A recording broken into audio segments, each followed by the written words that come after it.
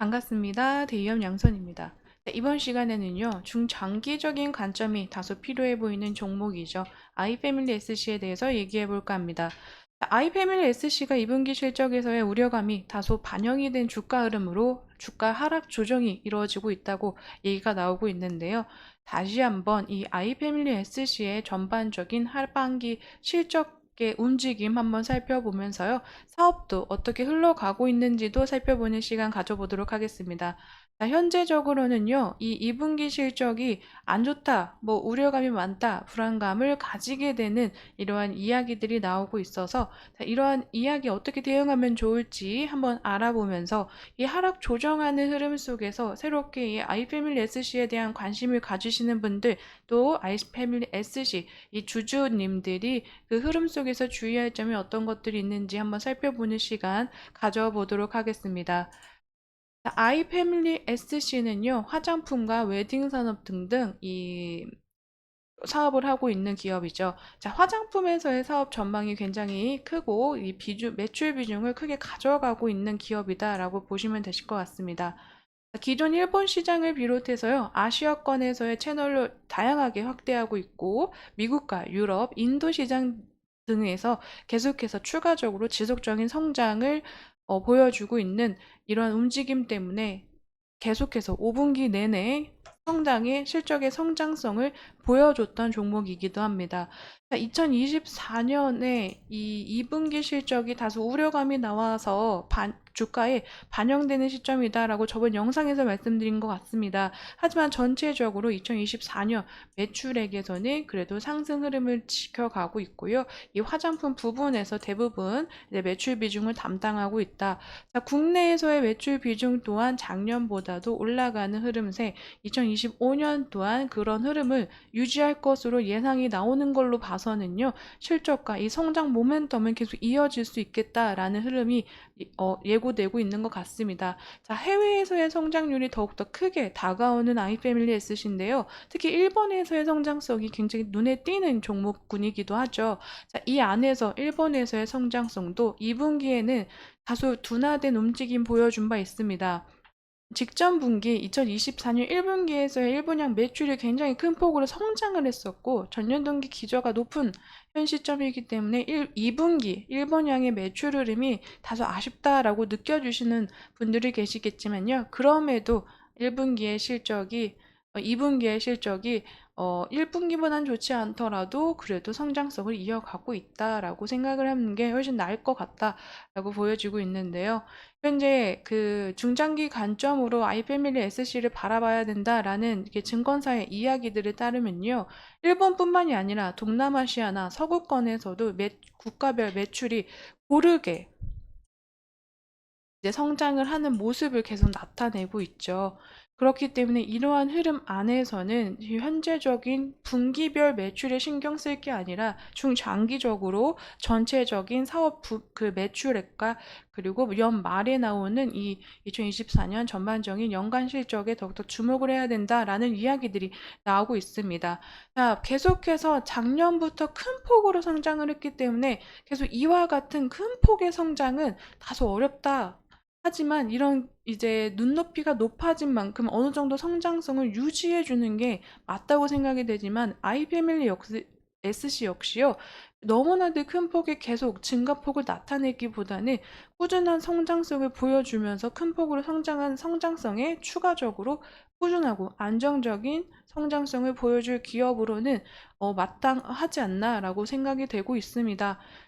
일본 신규 채널 입점 효과로요. 1분기, 4분기에 대량 출고됐었던 물량이 소진이 되고 있다고 해서 2분기, 3분기로 갈수록 어느 정도 좀 나아지는 흐름세를 보여주는 일본에서의 흐름이 보여질 것으로 예상이 되고 또 2분기, 4분기에 미국을 포함한 기타 이제 국가양 분기별 매출도 어느 정도는 성장세를 이루어지기 때문에 일본에서의 대폭 약간 예상치를 하회하는 전분기 대비해서 하회하는 움직임을 보여줬다 하더라도 그래도 이제 국내 그리고 그리고 미주나 뭐 동남아시아에서의 움직임은 꾸준히 나타낼 수 있다라고 생각을 해주시면 좋을 것 같습니다.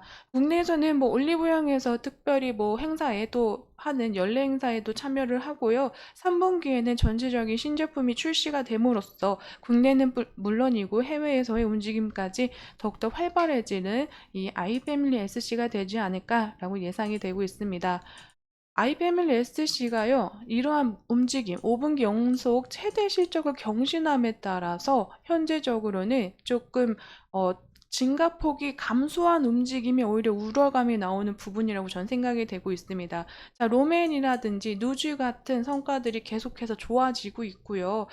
1분기 매출이 전년 대비해서 75% 성장률을 보여주면서 계속 큰 폭으로 상승을 했었기 때문에 기대감이 높아졌던 이 이유가 있었죠.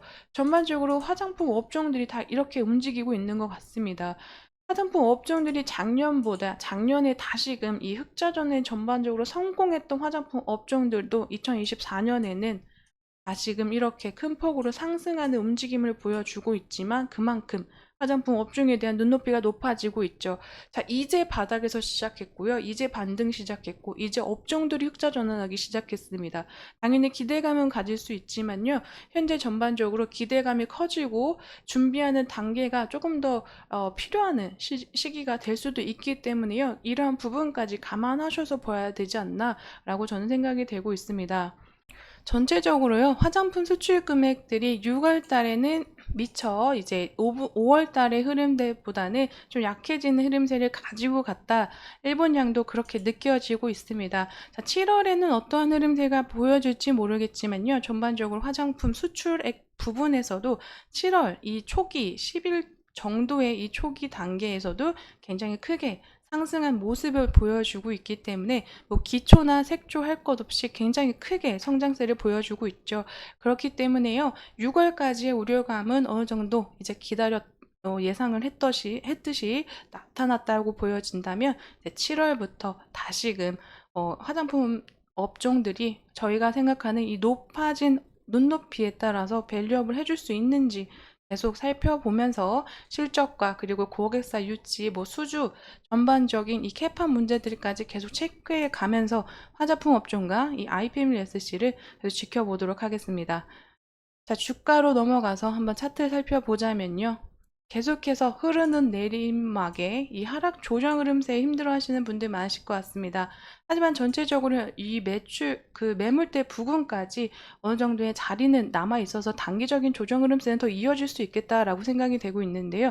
그럼에도 불구하고요. 전 저점 부근에서의 흐름은 아직 지켜지고 있고 아이패밀리 SC 같은 경우에는 2분기에 에 대한 실적 우려감이 반영이 되고 있는 시점으로도 어느 정도 다들 보고 있기 때문에 너무나도 가팔랐던 이 1분기 실적 기대감과 그리고 IPM SC에 대한 그 브랜드, 로맨에 대한 기대, 그리고 미국에서의 성장과 일본에서 다시 올라오고 있는 한국 뷰티에 대한 인기가 계속 기대감으로 훈풍을 일으키면서 굉장히 가파르게 성장을 했었죠. 이런 부분 안에서 차익 매물이 약간은 나올 수 있다고도 다들 예상을 했었기 때문에요. 현재 이러한 지켜지고 있는 매물대 자리, 추가적으로 다시 한번 반등이 나올 수 있는 거래량과 수급 반드시 확인해 가시면서 단기적인 대응 안에서 이 흐름을 지켜보시는 게 맞다라고 생각이 되고 있습니다. 하지만 전체적으로 현재 기간의 매도세가 손바뀜되면서 매수세로 전환되는 이런 긍정적인 흐름들도 나오고 있기 때문에요. 아이패밀리 SG 중장기적인 관점에서도 저는 기대가 되는 종목이기 때문에 기대가 되지만요. 단기적인 이 하락 조정 안에서는 수급과 거래량 반드시 체크해 가시면서 저랑 같이 이 아이패밀리 SC의 실적 그리고 수급 뭐 이러한 문제점들 체크 계속 해 가시면서 아이패밀리 SC 지켜보시기를 추천드리도록 하겠습니다. 물론 하락할 수도 있고 계속 하락 조정이 이어지면서 차익 매물이 나올 수도 있고 또 2분기 그 실적 기대감이 지나고 나서 3분기에서의 뭐 어느 정도 이 실적 기대감이 다시 올라올 수도 있다고 생각이 되고 있습니다. 이런 전반적인 흐름을 알 수 없기에 전체적으로 이런 이슈들과 내용들 저랑 같이 체크해 가시면서 한번 지켜보시기를 추천드립니다. 자, 오늘 아이패밀리 SC에 대한 이야기는 여기까지 드리지만요. 또 추가적으로 나오는 내용들이나 이슈들 가지고 또 빠르게 영상으로 찾아뵙도록 하겠습니다. 제 영상에는 개인적인 견해와 의견들 들어가 있기 때문에 투자하실 때는 반드시 참고용으로만 사용해 주시기를 추천드리도록 하겠습니다. 그럼 오늘도 시청해 주셔서 감사드립니다.